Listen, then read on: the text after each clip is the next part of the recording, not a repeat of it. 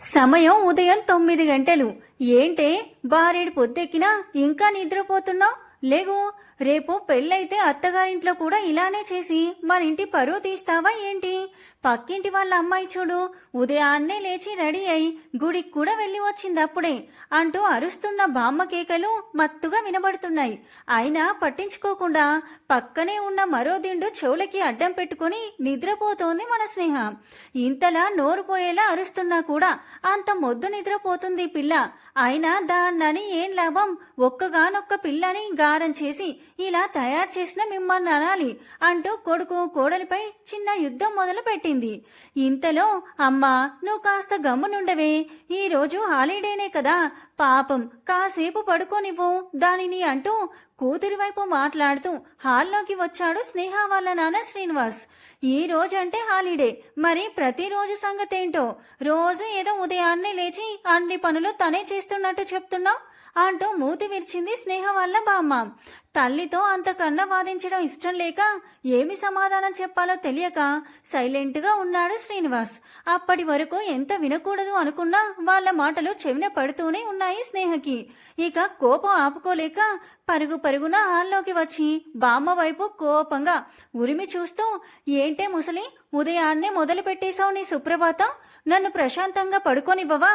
అయినా వీళ్ళింట్లో అమ్మాయి ఇంతకు లేచింది, వాళ్ళింట్లో అమ్మాయి అంతకి పడుకుంది అంటూ వాళ్ళని వీళ్ళని చూసి నేర్చుకోమనడం తప్ప ఆ ఎదురింట్లో ఉండే బామ్మగారు నీకంటే చిన్నది. ఆవిడ ఎప్పుడనగా ఇంట్లో నుండి వెళ్ళిపోయింది. ఇంకా ఈ పక్కింట్లో తాతగారు ఎప్పుడనగా పైకి పోయాడు. వాళ్ళందరినీ చూసి నువ్వేం నేర్చుకున్నావు? అయినా నా పెళ్లి గురించి నీకెందుకే? నేనెంతసేపు పడుకుంటే నీకెందుకు? నా నిద్ర నా ఇష్టం. మా అమ్మ నాన్నకి లేని బాధ నీకెందుకే? అయినా ఈ వయసులో కృష్ణ రామ అనుకుంటూ ఒక మూలన పడి ఉండక నీకెందుకే నా గురించి? ఇంకోసారి నా గురించి మా అమ్మ నాన్నని ఏమైనా అన్నావని తెలిసిందో వృద్ధాశ్రమంలో పడేస్తాను, జాగ్రత్త అని వార్నింగ్ ఇచ్చింది. అంతవరకు చెవిలో జోగిరిగా మరుస్తూనే ఉన్న అనసూయమ్మ నోరు మూసేసింది. ఇంతలో ల్యాండ్ ఫోన్ రింగ్ అయిన శబ్దం విని లిఫ్ట్ చేసింది లక్ష్మి. హలో, ఎవరు అని అడిగింది. ఆంటీ, నేను రమ్యని. స్నేహ లేచిందా అని అడిగింది రమ్య. హా, ఇప్పుడే లేచిందమ్మా అంటూ పిలుస్తాను అని ఫోన్ పక్కన పెట్టి, స్నేహ స్నేహ నీకే కాల్, రమ్య చేసింది, రా అని పిలిచింది. వెంటనే కాల్ లిఫ్ట్ చేసిన స్నేహ, హా ఏంటే రమ్య చెప్పు అంది. ఏంటే స్నేహ, ఈరోజు పీడకలేమన్నా కన్నావా ఏంటి? ఇంత త్వరగా లేచావు అంది వెటకారంగా. అవునే, ఇప్పుడే లేచాను కానీ పీడకల కాదు, అంతకన్నా దారుణమైన ముసల్దొందిగా మా ఇంట్లో. ఆదివారం అని కూడా లేకుండా ఉదయాన్నే మొదలుపెట్టింది. సర్లే, ఏంటి సంగతి చెప్పు అంది స్నేహ. హా, ఏం లేదే, ఈరోజు మన ప్రోగ్రాం ఉంది కదా, అది గుర్తు చేద్దామనే చేశాను అంది రమ్య. హా, గుర్తుందిలేవే, 10:30 కదా, వస్తానులే అంటూ కాల్ కట్ చేసింది స్నేహ. వెంటనే అమ్మా అమ్మా కాఫీ అంటూ వంటింట్లోకి వెళ్ళింది. ఆ పళ్ళన్నా తోముకు చచ్చావా, లేక అలాగే పాచిపళ్ళతోనే తాగుతావా? ఏం కాలమో ఏం పిల్లలో అంటూ గొనుక్కుంది. వంటింట్లోకి వెళ్ళబోయిందల్లా ఆగి, ఒసే ముసలి, నిన్ను చంపేస్తాను అంటూ కోపంగా వచ్చింది స్నేహ హాల్లోకి. పోనీలే అమ్మా, వదిలేదాన్ని అని వాళ్ళమ్మకి సర్ది చెప్పాడు శ్రీనివాస్. సరే అనుకుని కాఫీ తాగి ఫ్రెష్ అయి టిఫిన్ చేసి బయటికి వెళ్తున్నానని చెప్పి వెళ్ళిపోయింది స్నేహ. స్నేహ వెళ్లే వైపు చూస్తూ స్నేహ గుమ్మం దాటి బయటికి అడుగుపెట్టిన వెంటనే పరుగున కొడుకు దగ్గరికి వెళ్ళి, ఏరా శ్రీను, ఇంతకీ దాని పెళ్లి గురించి ఏమనుకుంటున్నారు? ఎలాగో ఈ ఏడాది దాని చదువు అయిపోతుంది కదా, ఏదో ఒకటి అనేసుకోండి. ఇప్పుడు చూడడం మొదలు పెడితే సంవత్సరం అయినా పడుతుంది కదా కుదరడానికి. లేదా ఎవరైనా ఉన్నారా అయిన వాళ్ళలో? అలా అయితే ఇంకా మంచిది, మన పిల్ల మనతోనే ఉన్నట్లుంటుంది అంటూ ఏదో చెబుతూ ఉండగా ఇంతలో స్కూటర్ కీస్ మర్చిపోయిన స్నేహ వెనక్కి వస్తుంది. వీళ్ళ మాటలు వింటుందేమో అని అందరూ సైలెంట్గా అయిపోతారు. వస్తూనే, ఏంటే ముసలి, ఏదో పెళ్ళి గిల్లి అంటున్నావు? అలాంటివి ఏమీ పెట్టుకోకండి ఇప్పుడే, దానికి చాలా టైం ఉంది, నేను ఇంకా సెటిల్ అవ్వాలి అంటూ కీస్ తీసుకొని వెళ్ళిపోతుంది. అమ్మా, విన్నావుగా తను ఏమంటుందో, కాబట్టి ఇంకా మనం ఈ విషయం గురించి ఆలోచించడాన్ని వాయిదా వేయడం మంచిది అన్నాడు శ్రీనివాస్. అయినా ఏంట్రా మీరు అది ఏం చెప్పినా కాదు అనరు? ఎందుకంత గారం చేస్తున్నారు దాన్ని? అలా అయితే కష్టం రా, అర్థం చేసుకోండి ఎందుకు చెప్తున్నాను అంది. ఇది గారం కాదమ్మా, నా కూతురు మీద నాకున్న నమ్మకం. నా కూతురు ఏం చేసినా మంచి చేస్తుంది అని చెప్పి ఆఫీస్కి బయలుదేరాడు. స్నేహ రమ్యని కలవడానికి రమ్య వాళ్ళ ఇంటికి వెళ్తుంది. ఇంతలో రమ్య బయటికి వచ్చి, వచ్చావా, నీ కోసమే ఎదురు చూస్తున్నాను, పద బయలుదేరదామని వెనక్కి తిరిగి, సరే అమ్మా నేను వెళ్ళి వస్తాను అని చెప్పి ఇద్దరు బయలుదేరుతారు. సరే గాని మన గ్యాంగ్ ఎక్కడున్నారు రమ్య అని అడిగింది స్నేహ. వాళ్ళెప్పుడో స్పాట్కి వెళ్లారు, మనిద్దరమే లేట్, త్వరగా పద అంది రమ్య. అలా ఇద్దరూ బయలుదేరి గ్యాంగ్ ఉన్న రిసార్ట్ దగ్గరికి చేరుకున్నారు. ఇంతలో వాళ్ళ ఫ్రెండ్స్ అందరూ వీళ్ళకి ఎదురు వచ్చి హాయ్ చెప్పుకొని పలకరించుకొని అందరూ కలిసి రిసార్ట్లోకి వెళ్తారు. అప్పటికే అక్కడికి వచ్చిన వాళ్ళందరూ బాగా ఎంజాయ్ చేస్తూ ఉంటారు. ఇంతలో స్నేహకి ఒక ఫోన్ రావడంతో లిఫ్ట్ చేసి హలో అంది. మరుసటి క్షణంలో ఒక్క పరుగులో బయటికి వెళ్లి స్కూటర్ స్టార్ట్ చేసి బయలుదేరుతుంది స్నేహ. స్నేహ ఏమైందే, ఆగు నేను వస్తానంటూ రమ్య పరిగెత్తింది. కానీ అప్పటికే స్నేహ స్కూటర్ స్టార్ట్ చేసి బయలుదేరిపోయింది. ఇంకా చేసేదేమీ లేక రమ్య ఆగిపోయింది. అసలు ఏమై ఉంటుంది స్నేహ అంత అర్జెంటుగా బయలుదేరింది అని ఆలోచిస్తూ ఉంది. అక్కడ స్టార్ట్ చేసిన స్కూటర్ నేరుగా హాస్పిటల్ దగ్గర ఆగింది. స్కూటీ పార్క్ చేసి హడావిడిగా లోపలికి వెళ్ళి రిసెప్షన్ దగ్గరికి చేరుకున్న స్నేహ ఇంతకు ముందు ఫోన్లో పంపిన మెసేజ్ చూసుకొని రూమ్ నెంబర్ 104 ఎక్కడా అని అడిగింది. రిసెప్షనిస్ట్ చెప్పింది విని థ్యాంక్స్ చెప్పి పరిగెత్తుకొని సెకండ్ ఫ్లోర్కి వెళ్ళింది. ఇంతలో అదే రూమ్ ముందు టెన్షన్గా చేతులు నలుముకుంటూ అటు ఇటు తిరుగుతున్న వ్యక్తి కనిపించడంతో అటుగా వెళ్ళింది స్నేహ. స్నేహం చూసిన ఆ వ్యక్తి కళ్ళల్లో అప్పటి వరకు ఉన్న నీరసం మాయమై ఒక విధమైన సంతోషం కలిగింది. ఎదురెళ్ళి హమ్మయ్య వచ్చేసావా, నీ కోసమే ఎదురు చూస్తున్నాను, ఇప్పుడు నాకు కొంచెం ధైర్యంగా ఉంది, ఈ పరిస్థితిలో ఎవరూ పక్కన లేరు, ఎలాగా అనుకుంటున్నాను, టైంకి వచ్చావు అన్నాడు.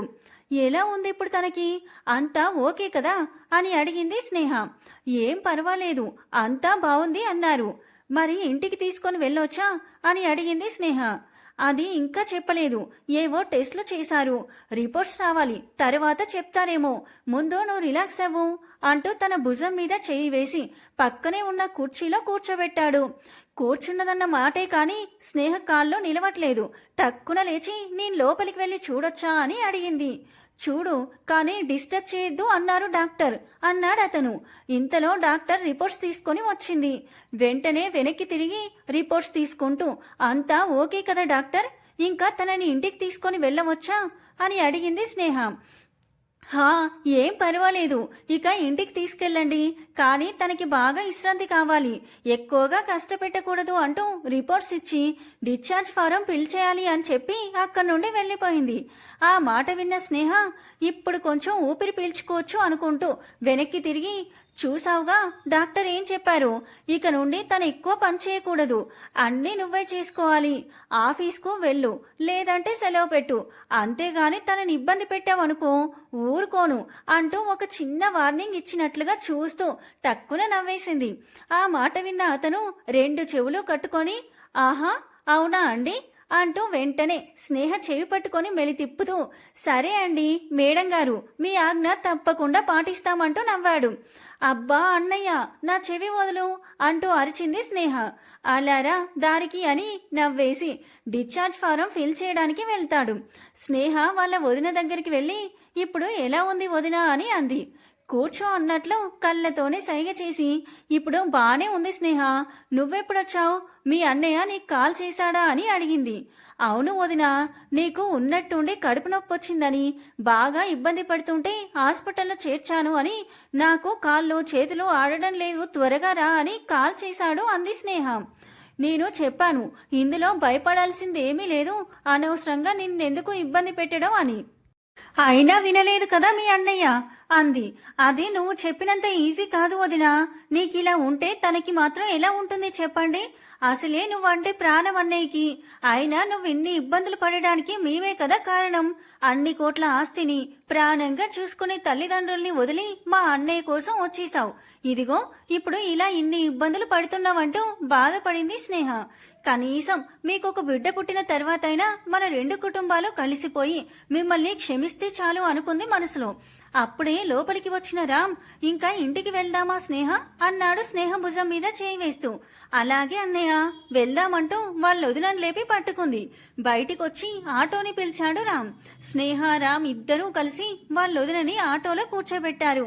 సరే, మీరు ముందు వెళ్ళండి, నేను వెనకాల నా స్కూటర్లో వస్తాను అని వాళ్ళని పంపించి తను వెనకాలే వెళ్తోంది. వాళ్ళు ఇంటి వరకు వెళ్లి వాళ్ళ వదినని ఇంట్లోకి తీసుకెళ్లి కూర్చోబెట్టింది. ఇంకేంటి స్నేహ విశేషాలు అంటూ లోపలికి వచ్చి భార్య పక్కన కూర్చుంటూ అడిగాడు రామ్. అసలు వదినకి కడుపు నొప్పి ఎందుకొచ్చింది అని అడిగింది స్నేహ. ఏమో నాకు తెలియదు, మీ వదిననే అడుగు అన్నాడు రామ్. అందుకే నిన్న అడిగాను, ఈ సమాధానం వస్తుందని ఎక్స్పెక్ట్ చేశాను అంది స్నేహ. ఇలా అయితే ఎలా అన్నయ్య? ఇంట్లో ఉండేది మీరిద్దరు మాత్రమే. ఎంత పనుంటే మాత్రం ఇంట్లో మనిషి ఏం తింటుంది, ఏం తినట్లేదు, తినకపోతే ఎందుకు, ఇలాంటివి పట్టించుకోవాలి కదా అని అడిగింది స్నేహ. నిజమేరా, కానీ లాస్ట్ వీక్ అంతా ఆఫీస్ వర్క్లో నేను ఎంత బిజీగా ఉన్నానో నీకు తెలియంది కాదు కదా. అప్పటికి టైం దొరికినప్పుడల్లా కాల్ చేసి అడుగుతూనే ఉన్నాను. నాకు తెలిసి ఎటువంటి ఇబ్బంది లేదు ఇప్పటి వరకు, కానీ ఇంకొకసారి ఇలా కాకుండా చూసుకుంటాను అన్నాడు రామ్ బాధగా. ఇందులో మీ అన్నయ్య తప్పేమీ లేదు స్నేహ. ఆయన ఎంత పనిలో ఉన్నా టైంకి ఫోన్ చేసి అడుగుతూనే ఉంటారు. ఇలా జరుగుతుందని ఎవ్వరూ ఊహించలేదు. ఆయన ఇదేమంత భయపడాల్సిన విషయం కాదు కదా. మీరిద్దరు ఎందుకు అంతలా ఫీల్ అవుతున్నారు? ఈ విషయాన్ని ఇంతటితో వదిలేయండి అంది. ఆ తర్వాత కాసేపు అన్నయ్య వదినలతో కబుర్లు చెప్పి అన్నయ్యకి కొన్ని జాగ్రత్తలు చెప్పి ఇంటికి బయలుదేరడానికి సిద్ధమై టైం చూసుకుంది. అమ్మో, అప్పుడే 8 అయిపోయిందా అని, ఈ రోజు అయిపోయాను పో, ఇప్పుడు ఇంటికి వెళ్ళి ఏమని చెప్పాలి అని మనసులో అనుకుంది. ఇంకా ఇంటికి వెళ్తాను, ఇప్పటికే ఆలస్యమైంది అని చెప్పి అక్కడి నుండి వెళ్ళిపోయింది. భయపడుతూనే ఇంటికి వెళ్ళింది స్నేహ. ఇంట్లోకి అడుగు పెట్టబోతుండగా గుమ్మం దగ్గరే కనబడింది అనసూయమ్మ.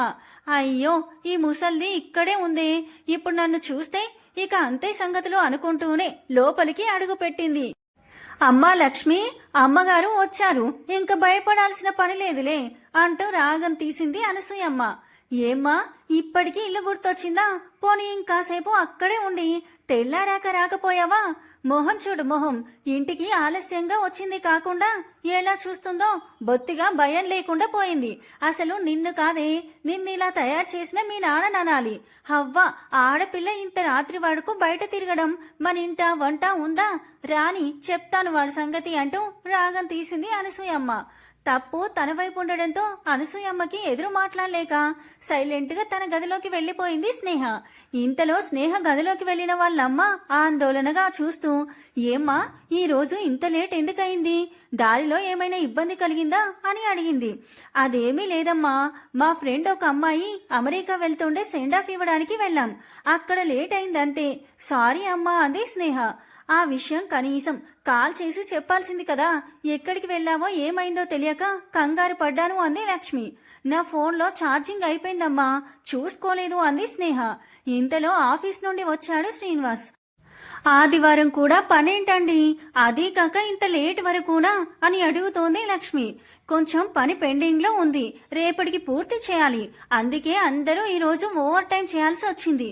ఇంతకీ అమ్మాయి వచ్చిందా అని సీరియస్గా మొహం పెట్టి అడిగాడు. అదేం అడుగుతావులే నాయన, ఊరంతా బలాదూర్ తిరిగి 8ంటికి ఇంటికి చేరింది. నా కూతురు అని వెనుకేసుకొచ్చావు కదా, అందుకే అదలా బలాదూర్ తిరుగుతుంది అని ఇంకా ఏదో చెప్పుతుండగా అనసూయమ్మ వైపు సీరియస్గా చూస్తూ ఆపమన్నట్టు సైగ చేశాడు. స్నేహ స్నేహ అని గట్టిగా అరిచాడు. ఇప్పటి వరకు తండ్రి అలా అరవడం చూడని స్నేహ భయపడిపోయి పరిగెత్తుకుంటూ బయటికొచ్చింది. తండ్రి కళ్ళల్లోని కోపాన్ని గ్రహించిన స్నేహ కొంపదీసి నేను అన్నయ్యను కలిసిన విషయం తెలిసిపోయిందా అని అనుకుంటూ మెల్లిగా, ఏంటి నానా అంది. ఈ రోజు ఇంత లేటుగా ఎందుకు వచ్చావు? కనీసం కాల్ చేసి చెప్పావా మీ అమ్మకి అని అడిగాడు. లేదు నానా, అనుకోకుండా మా ఫ్రెండ్ అమెరికా వెళ్తుండే సెండ్ ఆఫ్ ఇవ్వడానికి వెళ్ళవలసి వచ్చింది, అందుకే అంటుండగా ఆ విషయం మీ అమ్మకి కాల్ చేసి చెప్పావా అని అడిగాడు స్నేహ వైపు సీరియస్గా చూస్తూ. ఎప్పుడూ లేనిది ఈ రోజు అంత కోపంగా ఉన్న కొడుకుని చూస్తున్న అనసూయమ్మ కూడా ఆశ్చర్యంగా నోరెళ్లబెట్టి చూస్తుంది. పోనీలే అని ఊరుకుంటుంటే మరి నెత్తికెక్కుతున్నావు అన్నాడు. నాన్న ఎప్పుడూ లేంది ఇలా మాట్లాడాడు నాతో, కానీ ఎందుకు ఈరోజు ఇలా మాట్లాడుతున్నాడని ఆలోచిస్తుంది స్నేహ. మర్యాదగా ఎక్కడికి వెళ్ళావో చెప్పు, నువ్వు చెప్తావా నన్ను చెప్పమంటావా అని అడిగాడు. చెప్తుంది కదా అండి, ఎవరో ఫ్రెండ్ అని. మాట మధ్యలో ఉండగానే నువ్వు వాగు లక్ష్మి, నీకేం తెలియదు, అది ఈ మధ్య అబద్ధాలు చెప్పడం కూడా నేర్చుకుంది అన్నాడు స్నేహ వైపు కొరకొరగా చూస్తూ. మీకు ఈ రోజు ఏమైందండి, ఎందుకు దాని మీద అంత కోపంగా ఉన్నారని అడిగింది లక్ష్మి. నాకేం కాలేదు, నీ కూతురికే కొత్త కొత్త బంధాలు వచ్చాయి అన్నాడు శ్రీనివాస్. అంటే నాన్నకి తెలిసిపోయిందా నేనెక్కడికి వెళ్ళింది అని ఆశ్చర్యపోయింది స్నేహ. అయితే అది ఎక్కడికి వెళ్ళిందో మీకు తెలుసా, ఎక్కడికి వెళ్ళింది అని అడిగింది లక్ష్మి. మీ అమ్మ అడుగుతుందిగా, ఇప్పుడైనా నిజం చెప్తావా లేక నన్నే చెప్పమంటావా, గదిమాడు శ్రీనివాస్. అంటే నాన్న అది నేను అని తడబడుతుంది. అయితే నేనే చెప్తాను. ఈ రోజు ఉదయం ఆఫీస్లో ఒక అతనికి ఒంట్లో బాగోలేదంటే హాస్పిటల్కి తీసుకొని వెళ్ళాం. అక్కడ ఇది ఆ రాముగాడితో మాట్లాడుతుంది. అసలు వాడితో నీకేం పని, ఎందుకు వెళ్ళావు అసలు వాడి దగ్గరికి అని చెయ్యి ఎత్తి కొట్టబోయాడు శ్రీనివాస్. ఆగన్నానా, నేనేమంత పెద్ద తప్పు చేశా నా మీద చెయ్యెత్తారు, కాని పని ఏమీ చేయలేదే. అతనెవరో కాదు, నా సొంత అన్నయ్య, మీ కన్న కొడుకు.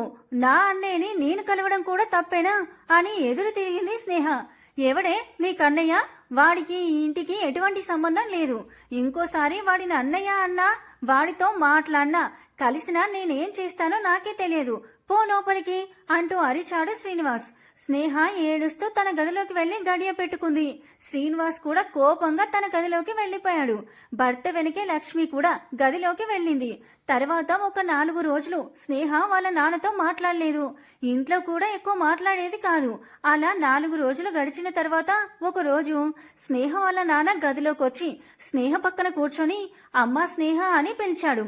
కానీ స్నేహ ఏమీ మాట్లాడలేదు. అక్కడి నుండి లేచి వెళ్లిపోయింది. శ్రీనివాస్ కూడా స్నేహ వెనకే వెళ్తూ, ఒక్కసారి నాతో మాట్లాడరా, అయినా అది నీ మీద కోపం కాదు, ఎవరి మీదో కోపం నీ మీదే చూపించాను, నాకు నీ మీద ఎప్పుడైనా కోపం వచ్చిందా చెప్పు, సారీరా అని బ్రతిమిలాడాడు. అన్నయ్య మీదనే కదా నాన్న మీకు కోపం అంటుండగా వాడిని అన్నయ్య అని పిలవద్దన్నానా, నా ముందు ఇంకోసారి వాడి పేరు వినిపించకూడదు అన్నాడు శ్రీనివాస్. సరే, ఆయన తన మీద ఎందుకంత కోపం, ఏం తప్పు చేశాడని, ప్రేమించడం నేరమా, మీకు చెప్పకుండా చేయలేదే, మీకు చెప్పే కదా చేశాడు, అప్పుడు మీరు కూడా ఒప్పుకున్నారుగా. మీకు ఏవో గొడవలున్నాయని ప్రేమించుకున్న వాళ్ళని విడగొడతారా, ఇదెక్కడ న్యాయం నానా, మీ పంతాలకు వాళ్ళని నాశనం చేస్తారా అని తండ్రిని నిలదీసింది స్నేహ. ఒకసారి ఆలోచించండి నానా, తప్పెవరిదో మీకే అర్థమవుతుంది అంటూ నాన్న వైపు చూస్తుంది స్నేహ. మనసులో స్నేహ చెప్పింది నిజమే అని అనిపిస్తుంది శ్రీనివాస్కి. కానీ ఒప్పుకోవడానికి అతని అహంకారం అడ్డొస్తుంది. అవన్నీ నాకు తెలియదు స్నేహ, ఇక నుంచి ఇంట్లో వాడి పేరు వినకూడదు, తర్వాత నీ ఇష్టం అని వెళ్ళిపోయారు శ్రీనివాస్. ఇంకా అప్పటి నుంచి స్నేహ వాళ్ళ అన్న విషయంలో ఇంట్లో తెలియకుండా జాగ్రత్త పడుతూ వచ్చింది. కానీ తను మాత్రం అప్పుడప్పుడు అలా అన్న వదిన దగ్గరికి వెళ్తూ ఉంది. ఇలా మొత్తానికి స్నేహ చదువు పూర్తయింది. స్నేహకి రమ్యకి ఇద్దరికి క్యాంపస్ లో మంచి కంపెనీలో జాబ్ దొరికింది. జాబ్ కోసం హైదరాబాద్ వెళ్లాల్సి వస్తుంది. స్నేహ వల్ల నాన్న స్నేహను వదిలి ఉండడానికి చాలా బాధపడుతూ ఉంటాడు. కానీ స్నేహ మాత్రం ధైర్యంగా ఉండటమే కాకుండా వాళ్ళ నాన్నకి ధైర్యం చెప్పింది. అప్పుడప్పుడు వస్తుంటాను నాన్న, మీరు కూడా అప్పుడప్పుడు నన్ను చూడ్డానికి హైదరాబాద్కి రండి, రోజు కాల్ చేస్తాను కదా నాన్న, ఎందుకు బాధపడుతున్నావు, నాకు తోడు రమ్య కూడా వస్తుంది కదా, నువ్వేం భయపడకు అని చెప్పి ఓదార్చింది. ఏమే బామ్మ, ఇప్పుడు నీకు హ్యాపీగా ఉంది కదా, నేను ఇంట్లో నుండి వెళ్ళిపోతున్నాను, ఇక నిన్ను ఇబ్బంది పెట్టే వాళ్ళు ఎవరూ ఉండరు, నీతో తిట్లు తినే వాళ్ళు ఎవరూ ఉండరు అంటూ నవ్వింది స్నేహ. ఆ మాటలకి ఆ కళ్ళ నీళ్లు పెట్టుకుంది వాళ్ళ బామ్మ. అలా అనకే, నువ్వు లేకపోతే నాకేం తోచదు, ఇంటికలంతా నువ్వేనే అంటూ బాధపడింది. నువ్వు కూడా ఏడుస్తున్నావా, నీకు ఏడుపు కూడా వస్తుందా, ఆశ్చర్యంగా ఉందే బామ్మ అంది స్నేహ బామ్మని దగ్గరికి తీసుకొని గుండెలకు హత్తుకుంటూ. ఏడవకు బామ్మ, రోజులో ఒక్కసారైనా నీ తిట్లు వినకపోతే నాకు నిద్ర పట్టదు, పోనీ ఒక క్యాసెట్లో 4 తిట్లు రికార్డ్ చేసి ఇవ్వు, వింటూ ఉంటాను. లేకుంటే రోజు ఉదయాన్నే కాల్ చేసి తిట్టించుకోనా అంది సరదాగా. అందరూ నవ్వుకున్నారు. బస్ టైం అవడంతో వాళ్ళమ్మకి, నాన్నకి, బామ్మకి అందరికీ బాయ్ చెప్పి హైదరాబాద్ బయలుదేరింది.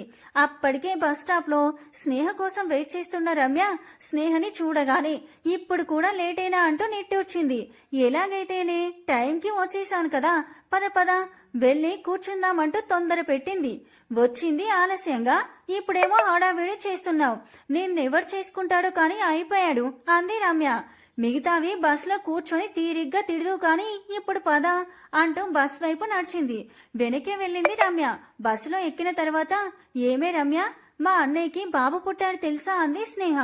అవునా, ఎప్పుడే, నాకేం చెప్పలేదు అని అడిగింది రమ్య. 1 వారం అయింది అంది స్నేహ. మరి నువ్వు వెళ్ళి చూసావా స్నేహ అని అడిగింది రమ్య. హా చూశాను, చాలా బాగున్నాడు. వదిన బాబు క్షేమంగానే ఉన్నారు. కానీ పాపం ఇలాంటి పరిస్థితుల్లో వాళ్ళని వదిలి వెళ్లాల్సి వస్తుంది అని నాకే బాధగా ఉంది. అవును పాపం, ఇలాంటి పరిస్థితుల్లో ఎవరో ఒకరి తోడు ఉంటే చాలా బాగుంటుంది. పాపం ఒక్కతే ఎలా చేస్తుందో ఏంటో మీ వదిన అని అంది రమ్య. అవును, అందుకే నాకు తెలిసిన వాళ్ళ ఇంట్లో ఒక పెద్ద ఆవిడ ఉంది. ఆవిడని వదినకి తోడుగా ఉండమని చెప్పాను. ఆవిడ మాకు చాలా రోజుల నుంచి పరిచయం. చాలా మంచి ఆవిడ, అన్నీ దగ్గరుండి చూసుకుంటుంది. వదిన గురించి ఏం భయపడాల్సిన అవసరం లేదు. అందుకే నేను కొంచెమైనా ధైర్యంగా రాగలుగుతున్నాను అంది స్నేహ. అలా మాట్లాడుకుంటూ నిద్రలోకి జారుకున్నారు. ఉదయానికి హైదరాబాద్ చేరుకున్నారు ఇద్దరు. ఇప్పుడు ఎక్కడికి వెళ్ళాలి, ఎలా ఉండాలి అని అడిగింది స్నేహ. అది ఇప్పుడు గుర్తొచ్చిందా నీకు? అసలు ఏ ప్లాన్ లేకుండా బయలుదేరేటప్పుడు ఏ ధైర్యంతో బయలుదేరావు అని అడిగింది రమ్య. నువ్వున్నావన్న ధైర్యంతోనే అంది స్నేహ రమ్య బుగ్గలు లాగుతూ. ఆహా, ఎంత నమ్మకమే నీకు నా మీద. సర్లే, దాని గురించి నువ్వేం బాధపడకు. నేను దానికి ముందుగానే అన్ని ఏర్పాట్లు చేశాను. మా కిజన్ ఇక్కడే ఉన్నాడు. ఆ అన్నయ్యకి చెప్పాను, అన్నీ తనే చూసుకుంటాను అన్నాడు. ఈ పాటికి వస్తూ ఉంటాడు అంటూ ఉండగా ఇంతలో వచ్చాడు వాళ్ళ అన్నయ్య. స్నేహని వాళ్ళ అన్నయ్యకి పరిచయం చేస్తుంది రమ్య. ఇద్దరిని తీసుకొని ఆటోలో బయలుదేరాడు రమ్య వాళ్ళ అన్నయ్య. ఒక లేడీస్ హాస్టల్ దగ్గరికి తీసుకొని వెళ్ళాడు.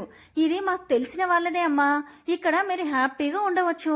మీరు వచ్చే ముందే రూమ్ కూడా సిద్ధం చేసి ఉంచారు. ఇదిగో రూమ్ కీస్, వెళ్ళి రెడీ అయి టిఫిన్ చేసి రండి. మీ ఆఫీస్ చూపిస్తాను, నేను 1 గంట ఆగి వస్తాను అని వెళ్ళిపోయాడు వాళ్ళ అన్నయ్య.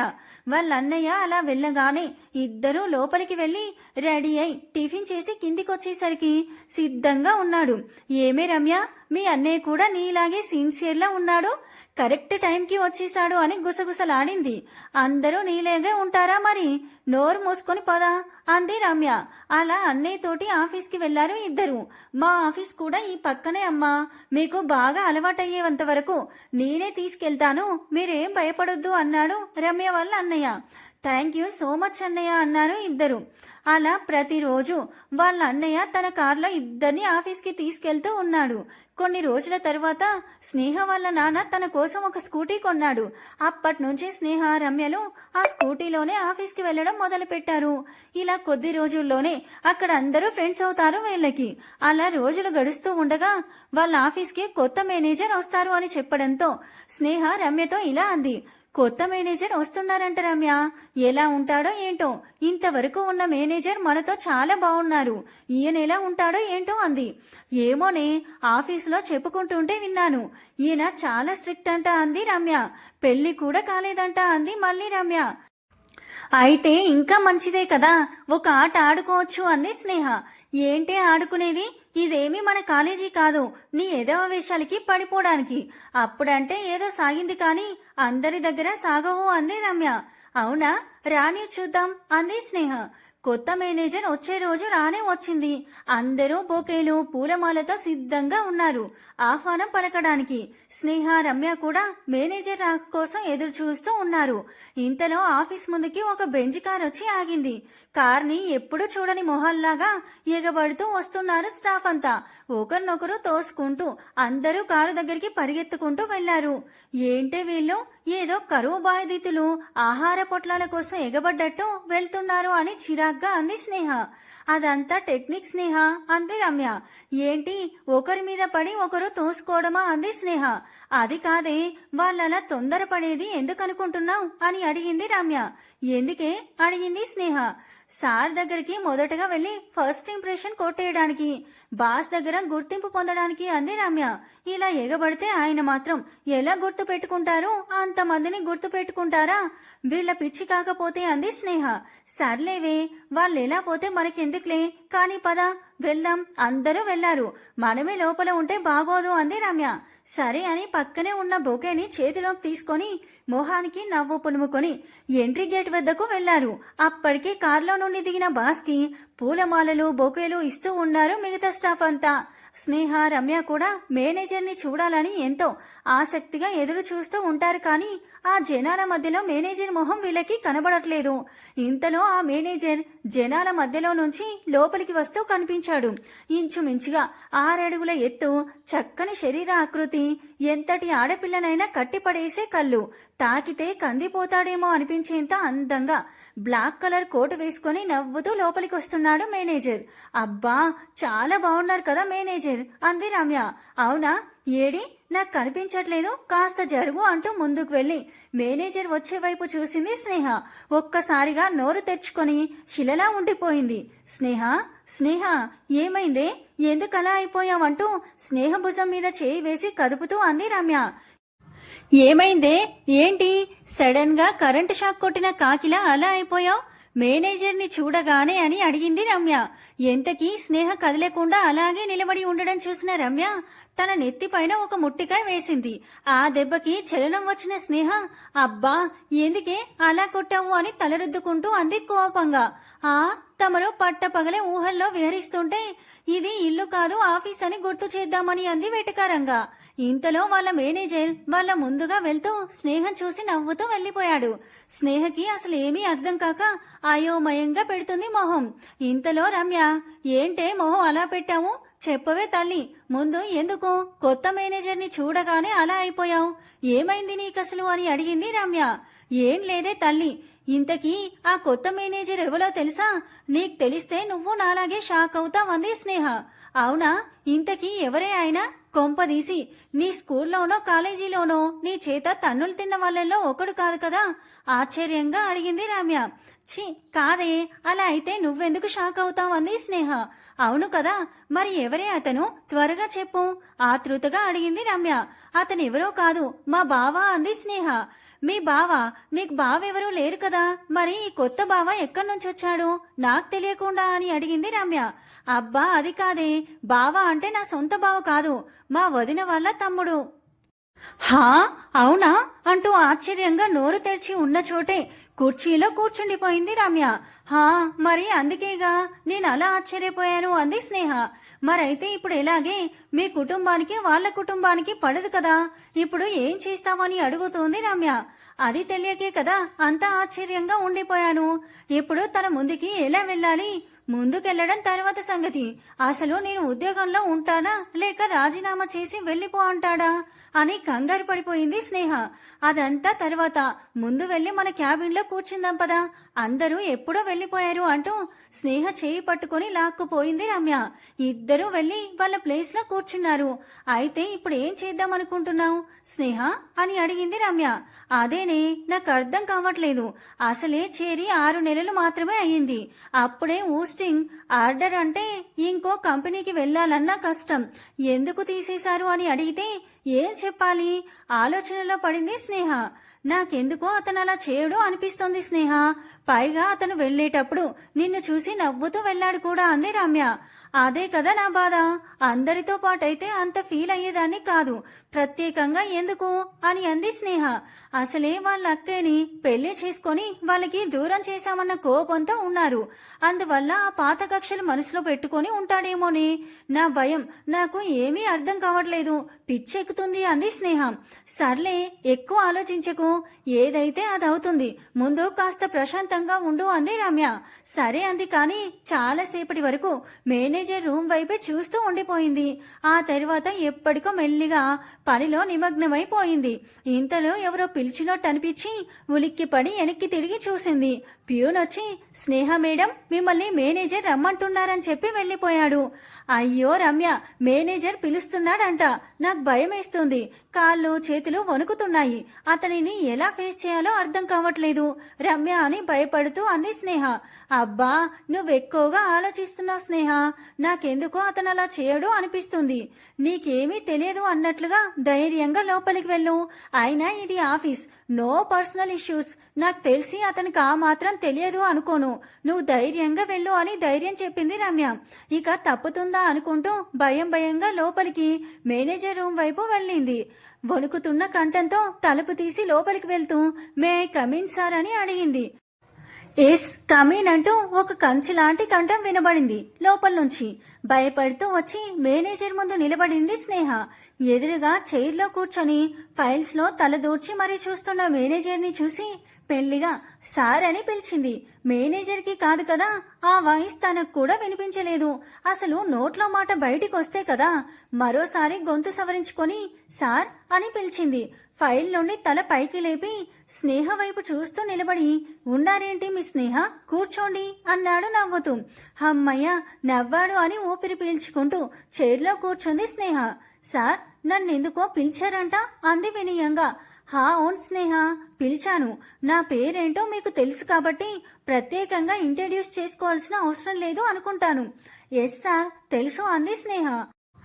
Okay, that's good. పాయింట్కి వస్తాను అన్నాడు ధీరజ్. Nothing serious. నేను ఇప్పుడే కదా వచ్చాను. ఇక్కడ అందరి గురించి తెలుసుకోవడానికి ఒక్కొక్కరిగా పిలుస్తున్నానంతే. మీరు ఈ కంపెనీలో చేరి ఎన్ని రోజులవుతుంది? 6 నెలలు అవుతుంది సార్. నాకన్నా ముందు ఉన్న మేనేజర్తో అంతా బాగా ఉందని అనుకుంటాను. ఐ మీన్ వర్క్ పరంగా ఇబ్బంది కలగలేదు కదా. వర్క్ అంతా బాగా నేర్చుకున్నారు అనుకుంటున్నాను. ఈ 6 నెలలు ఏమంటారు స్నేహ గారు? బాగానే నేర్చుకున్నాం సార్. అలాగా? అయితే నేను చూస్తానుగా మీ పనితనం ఏమాత్రం అనేది. సరే, ఇంకా మీరు వెళ్ళొచ్చు అని తన పని తాను చేసుకుంటూ ఉన్నాడు ధీరజ్. అమ్మయ్య, ఒక పని అయిపోయింది అని ఊపిరి పీల్చుకొని బయటికి వచ్చేసింది స్నేహ. అప్పటికే బయట టెన్షన్ పడుతున్న రమ్య స్నేహ బయటికి వచ్చిన వెంటనే, ఏంటే స్నేహ, ఏమైంది, ఏం జరిగింది చెప్పు అని ఆత్రంగా అడిగింది. ఏమీ లేదే, క్యాజువల్గా మాట్లాడారు. కొత్తగా వచ్చాను కదా, అందరి గురించి తెలుసుకోవాలని పిలిచానన్నారు అంతే అని చెప్పింది స్నేహ. అంటే నీ ఉద్యోగం గ్యారంటీనే కదా అని అడిగింది రమ్య. నాకు అదే అనిపిస్తుంది. ఎందుకైనా మంచిది, జాగ్రత్తగా ఉండడం మేలు అంది స్నేహ. స్నేహ బయటికి వెళ్ళిన మరుక్షణం ధీరజ్ తనలో తాను ఇలా అనుకుంటాడు. స్నేహకి మా అక్కయ్య వాళ్ళ గురించి ఏమన్నా సమాచారం తెలిసి ఉంటుందా? లేక తను కూడా వాళ్ళ ఇంట్లో వాళ్ళలాగా వాళ్ళతో మాట్లాడడం లేదా? ఎలా తెలుసుకోవాలి? ఒకవేళ డైరెక్ట్గా అడుగుదామంటే తను వాళ్ళతో మాట్లాడకుంటే, నన్ను కూడా అసహించుకుంటే, ఉద్యోగం వదిలి వెళ్ళిపోతే అనుకుంటూ, అయినా నన్ను ఎందుకు అసహించుకుంటుంది? జస్ట్ క్యాజువల్గా అడిగానంటే సరిపోతుంది కదా. ఒకవేళ అడిగాననుకో, వెళ్ళి వాళ్ళ నాన్నతో చెప్తే ఆయన ఊరుకుంటాడా? ఖచ్చితంగా ఉద్యోగం మానే అంటాడు. ఎలా తెలుసుకోవాలి? నాకేం అర్థం కావట్లేదు అని అనుకుంటూ ఉంటాడు. తర్వాత ఎవరి పనిలో వాళ్ళు నిమగ్నమైపోతారు. అలా కొన్ని రోజులు గడుస్తుంది. అందరికీ బాస్తో మంచి బాండింగ్ ఏర్పడింది. ప్రత్యేకించి మంచి అభిప్రాయం ఏర్పడింది. అందరితో ఫ్రెండ్లీగా ఉంటూ ఏ సమస్యకైనా సరే సొల్యూషన్ చెప్తూ ఎక్కువగా వర్కర్స్ మధ్యనే ఉంటూ అందరినీ ఎంకరేజ్ చేస్తూ వచ్చాడు ధీరజ్. ఒకరోజు స్నేహకి ప్రాజెక్ట్ పని మీద క్యాబిన్కి రమ్మని పిలుస్తాడు. స్నేహ లోపలికి వస్తుంది. చెప్పండి సార్, ఏదో ప్రాజెక్ట్ అన్నారు. అవును స్నేహ, కొత్త ప్రాజెక్ట్ వచ్చింది. దాని గురించి కొంచెం పిలిచాను. ఈ ప్రాజెక్ట్లో నాకు కొంతమంది టీం మెంబర్స్ కావాలి. వాళ్ళని నువ్వే సెలెక్ట్ చేయాలి అన్నాడు ధీరజ్. అలాగే సార్ అంటూ పేర్లు చెప్పుకుంటూ వస్తుంది. ఇంతలో ధీరజ్, ఇప్పుడే చెప్పాల్సిన అవసరం లేదు స్నేహ, నీకు కావలసినంత సమయం తీసుకో. కానీ మంచి వాళ్ళు కావాలి, బాగా వర్క్ తెలిసిన వాళ్ళు కావాలి. ఇక నువ్వు వెళ్ళొచ్చు అంటాడు. స్నేహ వెళ్లే వైపే చూస్తూ, ఏంటా అసలు నువ్వేం చేస్తున్నావో నీకు అర్థమవుతుందా? దేనికి పిలిచి ఏం మాట్లాడుతున్నావు? ముందు తనను తిరిగి లోపలికి రమ్మను అని మనసులో తిట్టుకున్నాడు. వెంటనే ధైర్యం తెచ్చుకొని స్నేహ అని పిలవబోయాడు. ఇంతలో స్నేహ ఫోన్ మోగుతుంది. అదేదో చిన్న పిల్లవాడి వాయిస్ రింగ్ టోన్గా వస్తుంది. ఫోన్ లిఫ్ట్ చేసి మాట్లాడుతూ స్నేహ బయటికి వెళ్ళిపోయింది. ఆ రింగ్ టోన్ వినగానే ధీరజ్ మనసులో సందేహం మొదలైంది. స్నేహ రింగ్ టోన్ చిన్న పిల్లాడి వాయిస్లా ఉంది. ఎవరిదై ఉంటుంది? స్నేహ ఇంట్లో చిన్న పిల్లలు ఎవరూ లేరే. ఒకవేళ మా అక్కకేమైనా పిల్లలు పుట్టి ఉంటారా? అదే అయి ఉంటుందా ఆ వాయిస్? అదే నిజమైతే అంటే స్నేహ ఇప్పుడు అక్క వాళ్ళతో టచ్లో ఉందనే కదా అని ఆలోచిస్తూ ఉన్నాడు. ఇప్పుడు కొంచెం నా డౌట్ క్లియర్ అయింది. ఖచ్చితంగా స్నేహ వాళ్ళ అన్నయ్య వాళ్ళతో మాట్లాడుతూ ఉంటుంది. అయినా ఇంకొంచెం క్లారిటీ వచ్చిన తర్వాత అడుగుతాను అనుకుంటాడు. ఇంతలో స్నేహ కంగారు పడుతూ మేనేజర్ క్యాబిన్లోకి వచ్చింది. ఏమైంది స్నేహ, ఎందుకంత కంగారుగా ఉన్నావని అడిగాడు ధీరజ్. సార్, నాకు 2 రోజులు లీవ్ కావాలి సార్, ప్లీజ్ సార్, అర్జెంట్ అంది స్నేహ. అలాగే ఇస్తాను, కానీ అసలు ముందు ఏమైంది చెప్పు. ఎందుకంత కంగారు పడుతున్నావు? ముందు నువ్వు కాస్త రిలాక్స్గా కూర్చో అన్నాడు ధీరజ్. స్నేహ కుర్చీలో కూర్చుంది. కంగారులో స్నేహకి ఏం చెప్పాలో అర్థం కాలేదు. మా అన్నయ్య వాళ్ళ బాబుకి సీరియస్గా ఉంది అని చెప్తే ఏమంటాడో ఏమో. అసలు ధీరజ్కి వాళ్ళ అక్క మీద కోపం ఇంకా ఉందో లేదో తెలియదు. ఇప్పుడు ఏమని చెప్పాలి? ఏదైతే అదే అవుతుంది, చెప్పేస్తాను. నాకు ఇంతకన్నా వేరే మార్గం లేదు. నేను అర్జెంటుగా వెళ్ళాలి అనుకుంటూ కుర్చీలో నుండి లేస్తూ, అది సార్, ఏమైందంటే మా అన్నయ్యకి ఈ మధ్య బాబు పుట్టాడు. ఇప్పుడు బాబుకి సీరియస్గా ఉందని కాల్ వచ్చింది. నేను అర్జెంటుగా వెళ్ళాలి సార్, ప్లీజ్ అంది స్నేహ. ఆ మాట వినగానే సడన్ గా లేచి నిల్చున్నాడు ధీరజ్. ధీరజ్కి ఏమన్నా కోపం వచ్చిందా అని భయపడిపోయింది స్నేహ. అవునా, నేను వస్తాను పద స్నేహ అంటూ వెంటనే లేచి బయలుదేరాడు. ఇప్పుడు ఇంకేం మాట్లాడే పరిస్థితిలో స్నేహ లేదు. అందుకే మౌనంగా ధీరజ్ వెనకాల బయలుదేరింది. ఆఫీస్ నుంచి బయటికి రాగానే, రా స్నేహ, నా కార్లో వెళ్దాం, త్వరగా వెళ్ళొచ్చని స్నేహని కార్ దగ్గరికి తీసుకెళ్లాడు. ఇద్దరు కార్లో కూర్చున్న తర్వాత కార్ స్టార్ట్ చేశాడు ధీరజ్. ఇప్పుడు ఏమైంది అసలు అని అడిగాడు. 2 డేస్ ముందు బానే ఉందట సార్, సడన్ గా పిట్స్ వచ్చిందంట. వెంటనే హాస్పిటల్కి తీసుకెళ్లారంట అండి కంగారుగా. ఇప్పుడు ఎలా ఉందంట మరి అని అడిగాడు ధీరజ్. అదే తెలియదు సార్, ఇలా బాలేదు, హాస్పిటల్కి తీసుకెళ్లాను అన్నాడు. అంతే, నేను ఉండబట్టలేక చూడాలని బయలుదేరుతున్నాను. వస్తున్నానని అన్నయ్య కూడా చెప్పలేదు అంది స్నేహ. బాబుకి ఏం కాదులే స్నేహ, నువ్వేం వర్రీ అవ్వకు అంటూ ఓదార్చాడు ధీరజ్. సరే అన్నట్టుగా తల ఆడించింది స్నేహ. కాసేపు ఇద్దరి మధ్య మౌనం రాజ్యమేలింది. కాసేపటికి మెల్లిగా నోరు తెరిచిన స్నేహ, నేనొక విషయం అడుగుతాను, ఏమీ అనుకోరు కదా సార్ అంది. అడుగు స్నేహ, మీకు మీ అక్క మీద ఇంత ప్రేమ ఉందని నాకు ఇప్పటి వరకు తెలియదు సార్. మీరు కూడా మీ ఇంట్లో వాళ్ళలాగే వాళ్ళ మీద కోపంగా ఉన్నారేమో అనుకున్నాను అంది నవ్వుతూ. అవును స్నేహ, నీకు కూడా మీ అన్నయ్య మీద ఇంత ప్రేమ ఉందని నాకు ఇప్పుడే తెలిసింది అని నవ్వుతూ సమాధానమిచ్చాడు ధీరజ్. మనిద్దరికి మన వాళ్ళ మీద ప్రేముంది, కానీ ఒకరి ముందు ఒకరు బయటపడడానికి భయపడుతున్నాము. భలే విచిత్రంగా ఉంది కదా అని ఇద్దరు నవ్వుకున్నారు. ఇంకేంటి స్నేహ సంగతులు చెప్పు అని అడిగాడు ధీరజ్. మీరే చెప్పాలి సార్ అంది స్నేహ. నువ్వు ముందు ఆ సార్ అని పిలవడం ఆపుతావా? చాలా ఇరిటేటింగ్గా ఉంది అన్నాడు ధీరజ్. అలాగే ధీరజ్ అంది స్నేహ. నాకు మా అక్కతో మాట్లాడాలని ఎప్పటి నుంచో కోరికగా ఉంది, కానీ ఇన్ని రోజులు కుదరలేదు. మా అమ్మ నాన్న ఏమైనా అనుకుంటారేమో అని ఆ ప్రయత్నం కూడా చేయలేదు. ఇప్పుడంటే ఏదో ఆఫీస్ మారడం వల్ల వేరే ఊరు రాబట్టి సరిపోయింది. అది కూడా నీ పుణ్యమా అంటూ ఇదిగో ఇంత త్వరగా వచ్చింది ఈ అవకాశం. అందుకు ముందు నీకు థ్యాంక్స్ చెప్పాలి స్నేహ అన్నాడు ధీరజ్. ఇందులో నేను చేసిందేముంది సార్? సారీ ధీరజ్, నీకు మీ అక్కని చూడాలని సంకల్పం గట్టిగా ఉండబట్టే ఇలా అయ్యింది అంతే అంది స్నేహ. ఇంతకీ బాబు ఎలా ఉన్నాడు స్నేహ? ఎవర్లా ఉన్నాడు? ఏం పేరు పెట్టారు బాబుకి అని అడిగాడు ధీరజ్. బాబు అచ్చం వాళ్ళ తాతలాగా ఉన్నాడని వదిన వాళ్ళ నాన్నగారి పేరు పెట్టుకుంది. అదే మీ నాన్నగారి పేరు నాగేశ్వరరావు అని, కానీ ఈ కాలంలో ఆ పేరు బాగుండదని నాగేష్ అని పిలుస్తున్నారు అంది స్నేహం. కానీ మీ అమ్మ మీ నాన్నని తలుచుకొని ఏడవని రోజు ఉండదు వదిన. పాపం వదిన కోరిక ఎప్పుడు తీరుతుందో ఏంటో అంటూ నిట్టూర్చింది స్నేహ. ఆ రోజు ఎంతో దూరంలో లేదులే స్నేహ, ఇప్పుడు మన ఇద్దరం ఉన్నాంగా, ఏదో ఒకటి చేద్దాం, ఎలాగైనా 2 కుటుంబాలు కలిసేలా చూద్దామన్నాడు ధీరజ్. ఇలా ఆలోచనలతో ఊరికి వచ్చేశారు. స్నేహ, ఇక్కడి నుంచి నాకు దారి సరిగ్గా తెలియదు, ఎలా వెళ్లాలో చెప్పు అని అడిగాడు ధీరజ్. స్నేహ రూట్ చెప్తూ ఉంటే ధీరజ్ కారు అటువైపు పోనిస్తూ వెళ్లాడు. ఎట్టకేలకు వాళ్ళక్క ఇంటి దగ్గరికి చేరుకున్నారు. ఇంటికి తాళం వేసి ఉండడం గమనించి ఏదో గుర్తొచ్చిన స్నేహ, అయ్యో మర్చిపోయాం, హాస్పిటల్లో ఉన్నారు కదా, మనం వాళ్ళని చూడాలన్న తొందరలో మర్చిపోయి ఇంటికి వచ్చేసాం అంది. ఇంతకీ ఏ హాస్పిటల్లో ఉన్నారో అడుగు స్నేహ అన్నాడు ధీరజ్. స్నేహ వాళ్ళ అన్నయ్యకి కాల్ చేసింది. అన్నయ్య ఇప్పుడు ఎక్కడున్నారు, బాబుకి ఎలా ఉంది అని అడిగింది స్నేహ. ఇంకా ఏం తెలియదు, డాక్టర్ ఇంకా బయటికి రాలేదు, ఇక్కడ సిద్ధార్థ్ హాస్పిటల్లో ఉన్నాం, నువ్వు వచ్చావా ఏంటి అని అడిగాడు స్నేహ వాళ్ళ అన్నయ్య. అవునన్నయ్య, ఉండబట్టలేక వచ్చేశాను, బయట ఉన్నాను, ఒకసారి కిందికి రావా అంది స్నేహ. ఇంతలో స్నేహ వాళ్ళ అన్నయ్య కిందికొచ్చాడు. ధీరజ్ని చూసి ఆశ్చర్యపోయాడు. ధీరజ్ ఏంటి ఇక్కడ అని కళ్ళతోనే సైగ చేశాడు. అదంతా ఓ పెద్ద కథలే అన్నయ్య, మనం ముందు వదిన దగ్గరికి వెళ్దాం పదా అంటూ తన అన్న చేయి పట్టుకుని వెళ్ళింది స్నేహ. వాళ్ళ వెనకాలే ధీరజ్ కూడా వెళ్ళాడు. ఇంతలో డాక్టర్ రూమ్లో నుంచి బయటికి వస్తూ కనబడ్డాడు.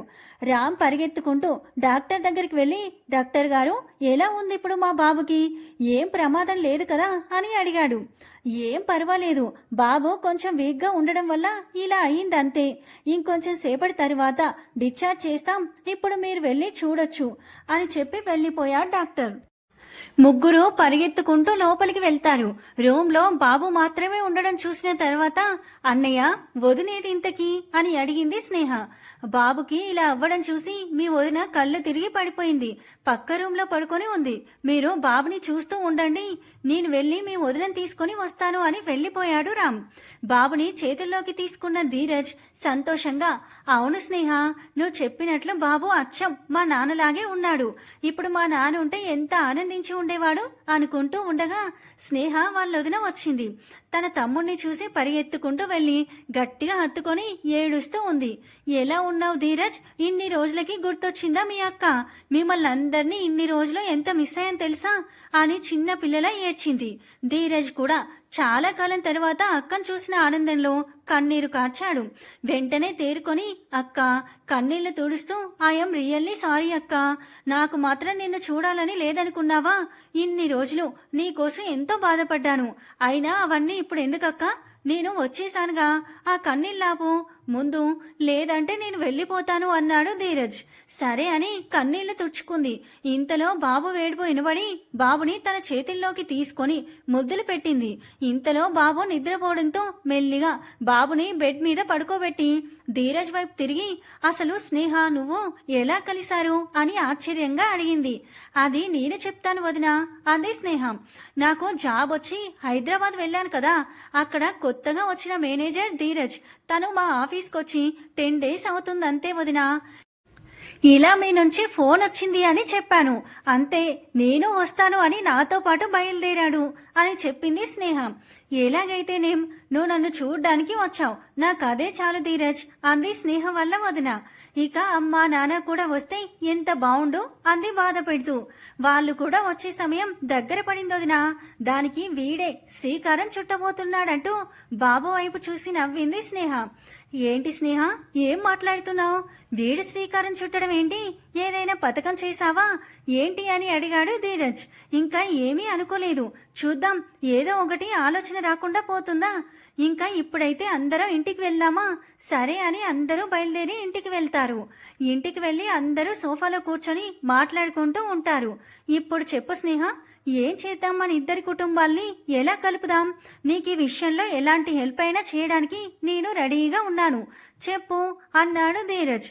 అయితే నువ్వు ముందు మీ అమ్మ నాన్నకి కాల్ చెయ్యి అంది. ఆ మాట విని ఒక్కసారిగా షాక్ అయ్యాడు ధీరజ్. ఇప్పుడు కాల్ చేయాలా, నువ్వేం మాట్లాడుతున్నావో నీకు అర్థమవుతుందా స్నేహ, ఇప్పుడు ఇక్కడి నుంచి కానీ నేను కాల్ చేశాను అని తెలిసిందనుకో, ఇంకంతే నా పని అన్నాడు భయంగా. దానికి స్నేహ నవ్వుతూ, ఇప్పుడు చేయమన్నాను కానీ ఇక్కడే ఉన్నానని చెప్పమన్నానా అంది. మరి అని అడిగాడు ధీరజ్. ఇప్పుడే కదా ఎలాంటి హెల్ప్ కావాలన్నా చేస్తానన్నావు అంది నవ్వుతూ. అన్నాను, కానీ మరీ ఇలా ముంచేస్తావు అనుకోలేదు అన్నాడు. అదేం లేదు ధీరజ్, ఇక్కడ ఉన్నాను అని చెప్పకు, నార్మల్గా కాల్ చేసి ఇలా అక్కకి బాబు పుట్టాడంట, అచ్చం నీలాగే ఉన్నాడంట అని చెప్పు అంది. ఎవరు చెప్పారు నీకు అని అడిగితే అన్నాడు, ఇలా మా ఆఫీస్లో పనిచేసే అతని ఫ్రెండ్ స్నేహ, తన ద్వారా తెలిసింది అని చెప్పు అంది. చెప్పమంటావా? ఏం కాదు కదా అని అడిగాడు ధీరజ్ భయపడుతూ. నీకు మీ అక్క మీ నాన్న కలవాలని ఉందా లేదా అని అడిగింది. ఉంది అన్నాడు. మరైతే కాల్ చెయ్యి. వెంటనే వాళ్ళ నాన్నకి కాల్ చేసిన ధీరజ్ స్నేహ చెప్పమన్నదంతా చెప్పాడు. కానీ వాళ్ళ నాన్న ఏం మాట్లాడకుండా వాళ్ళ అమ్మ చేతికి ఫోన్ ఇచ్చి వెళ్ళిపోయాడు. వాళ్ళ అమ్మతో కూడా ధీరజ్ జరిగిందంతా చెప్పాడు. ఆమె ఉండబట్టలేక, ఇప్పుడు మీ అక్క ఎలా ఉంది ధీరజ్, బాబు ఎలా ఉన్నాడు, ఇద్దరు బాగున్నారా అంది కన్నీళ్లతో. బాగున్నారమ్మా అన్నాడు ధీరజ్. సరే ఇంకా ఉంటానమ్మా, ఆఫీస్లో వర్క్ ఉంది అని ఫోన్ పెట్టేశాడు. ధీరజ్ వాళ్ళ నాన్న వాళ్ళ అమ్మ వైపు చూస్తూ, విన్నావా సీత, మనవాడు ఏమంటున్నాడో, నీ కూతురికి బాబు పుట్టాడంట, అచ్చం నాలాగే ఉన్నాడంట అన్నాడు. విన్నానండి, ఎంతైనా దానికి మీరంటేనే ఇష్టం కదా, అందుకే మీలాగే పుట్టినట్టున్నాడు. మీకు ఇంకో విషయం తెలుసా, మీ పేరే పెట్టుకున్నారంట అంది ధీరజ్ వాళ్ళ అమ్మ. ధీరజ్ వాళ్ళ నాన్న ఆలోచనలో పడతాడు. అంటే ఇప్పుడు నా కూతురు అక్కడ ఆనందంగానే ఉందన్నమాట. ఆయన పుట్టిన బిడ్డ కూడా నా పేరు పెట్టుకుంది అంటే నన్ను ఇంకా మర్చిపోలేదు అనుకుంటాడు మనసులో. ఇంతలో ధీరజ్ వాళ్ళ అమ్మ, మీరేమీ అనుకోకపోతే ఒకసారి వెళ్ళి బాబుని చూసి వద్దామండి అని అడిగింది భయపడుతూ. ఏం అవసరం లేదు, కావాలంటే నువ్వు వెళ్ళు, నేను రాను, కానీ నువ్వు మళ్ళీ ఇంట్లో అడుగు పెట్టడానికి వీల్లేదు అని అరిచి అక్కడి నుండి వెళ్ళిపోయాడు. మనసులో మాత్రం ఇద్దరికి వెళ్ళి చూడాలని ఉంది. ఇక్కడ ధీరజ్ ఫోన్ పెట్టగానే అమ్మయ్య అని ఊపిరి పీల్చుకొని ఒక పనైపోయింది. నెక్స్ట్ ఏంటి చెప్పు స్నేహ అని అడిగాడు. ఇప్పుడు మనం వేసిన అస్త్రం పని చేస్తుందో లేదో తెలియాలి అంటే కొన్ని రోజులు వెయిట్ చేసి చూద్దామంది స్నేహం. ఇంకా వాళ్ళ అక్క బావతో మాట్లాడుతూ బాబుతో ఆడుకుంటూ ఆ రోజంతా ఆనందంగా గడిపేస్తారు. రాత్రి భోజనాలు చేసి ఇంకా మేం బయలుదేరుతాం, మళ్ళీ ఆఫీస్కి వెళ్ళాలి కదా, అప్పుడప్పుడు వస్తూ ఉంటాంలే అక్క, నువ్వు బాబు జాగ్రత్త, ఉంటాను బావా అని బయటికి నడిచాడు ధీరజ్.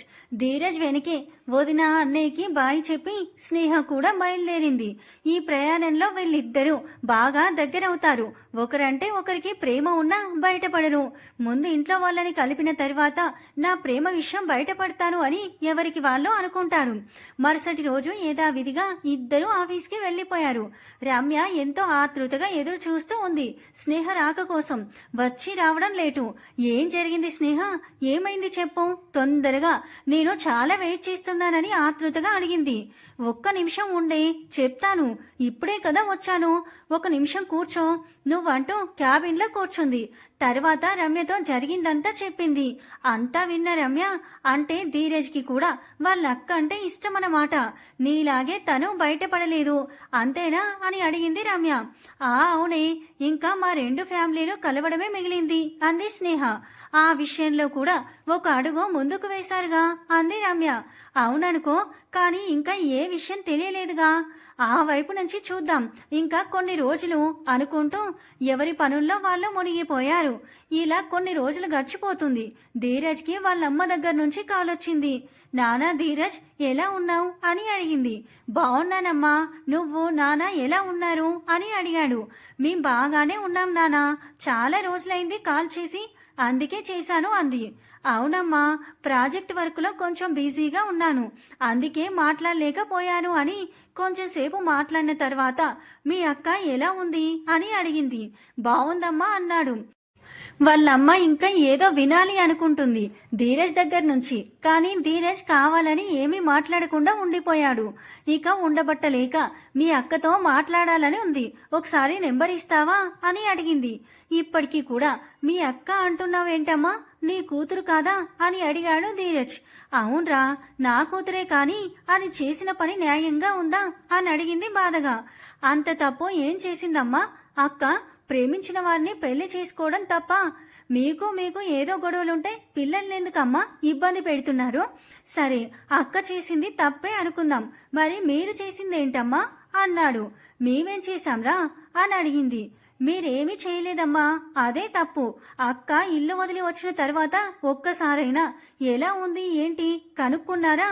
తను కడుపుతో ఉన్నప్పుడు ఎన్ని ఇబ్బందులు పడిందో, ఆ సమయంలో తల్లి అవసరం ఎంత ఉందో మీకు తెలియదా అమ్మా? బావ ఉదయం ఎప్పుడో ఆఫీస్కి వెళ్తే రాత్రి ఎప్పుడో వస్తాడు. ఇంట్లో ఒక్కతే ఎన్ని ఇబ్బందులు పడిందో తెలుసా మీకు?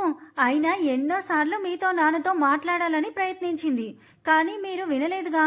అక్క అంటే చిన్న పిల్ల అమ్మా. మరి నీకేమైందమ్మా? నీది తల్లి మనసు కదమ్మా. తల్లి మనసు దేవుడి కన్నా గొప్పది అంటారు. దేవుడైనా కరుణిస్తాడో లేదో తెలియదు, కానీ బిడ్డ కన్నీరు చూస్తే మాత్రం అమ్మ కరిగిపోతుంది అంటారు. కానీ ఆ బిడ్డ కన్నీరు కూడా చూడలేదు కదమ్మా నువ్వు. ఒకసారి చూసి ఉంటే నీ మనసు ఎప్పుడో కరిగిపోయి ఉండేది. మీకు ఇష్టం లేని పెళ్లి చేసుకుందనే కదమ్మా ఇదంతా. కానీ తన ప్రేమ విషయం చెప్పినప్పుడు మీరు ఇష్టపడ్డారు కదమ్మా. తీరా పెళ్లి విషయం వచ్చేసరికి కాదు అంటే ఎలా తట్టుకుంటుందమ్మా? అది మీరు చేసిన తప్పే. ఒకసారి ఆలోచించండి, మీ మనస్సాక్షిని అడగండి, మీకే తెలుస్తుంది అంటుండగా ఇంతలో వాళ్ళమ్మ బోరున ఎడవడం మొదలుపెట్టింది. నేను చాలా పెద్ద తప్పు చేశాను ధీరజ్. మా పంతం కోసం నా బిడ్డని కష్టపెట్టాను. వెంటనే నా బిడ్డని క్షమించమని అడగాలి. ఒకసారి తన నెంబర్ ఇవ్వు అని ఏడుస్తూ ప్రాధేయపడింది. ఇప్పటికైనా మీ తప్పు తెలుసుకున్నారమ్మా. వెంటనే అక్క దగ్గరికి వెళ్ళండి. అక్క మిమ్మల్ని చూస్తే చాలా ఆనందంగా ఫీల్ అవుతుంది అని అక్క నెంబర్ ఇచ్చి ఫోన్ పెట్టేశాడు ధీరజ్. ఇదంతా వెనుక నుంచి వింటున్న ధీరజ్ వాళ్ళ నాన్న వాళ్ళ అమ్మ ఫోన్ పెట్టగానే, ఏంటి నీ కూతురుతో మాట్లాడాలి అనుకుంటున్నావంటే తన దగ్గరికి వెళ్ళిపోవడానికి నిర్ణయించుకున్నావా? అంటే నా మాట మీద గౌరవం లేదా నీకు? అయితే నువ్వు కూడా వెంటనే ఇంట్లోంచి బయటికి వెళ్ళిపో అంటూ కోపంగా భార్య వైపు చూశాడు.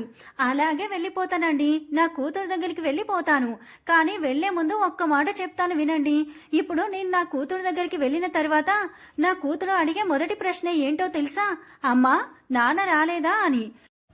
నానొక్కడనే వదిలిపెట్టి ఎలా వచ్చావమ్మా? నువ్వు లేకపోతే నాన్న ఉండలేడని తెలుసు కదా అంటుంది. మీరిలా అన్నారు అని చెప్పారు అనుకోండి. అయినా నువ్వు నాన్నని వదిలి రాకుండా ఉండాల్సిందమ్మా. నాదేముంది, ఇన్నేళ్ళు ఎలాగో మీరు లేకుండా బ్రతికాను. ఇక మీదట కూడా అంతే. మిమ్మల్ని తలుచుకుంటూ ఉండిపోతాను. కానీ నాన్న అలా కాదు కదా అమ్మా. నువ్వు లేకుంటే నాన్నకి ఇంకెవరున్నారు? ఒంటరివాడైపోతాడు పాపం. నాకంటే ఇప్పుడు మీ అల్లుడు గారు ఉన్నారు. ఇప్పుడు నా బాబు కూడా ఉన్నాడు. ఎప్పుడైనా మీరు గుర్తొచ్చి బాధపడినా ఓదార్చడానికి మీ అల్లుడు గారు ఉన్నారు.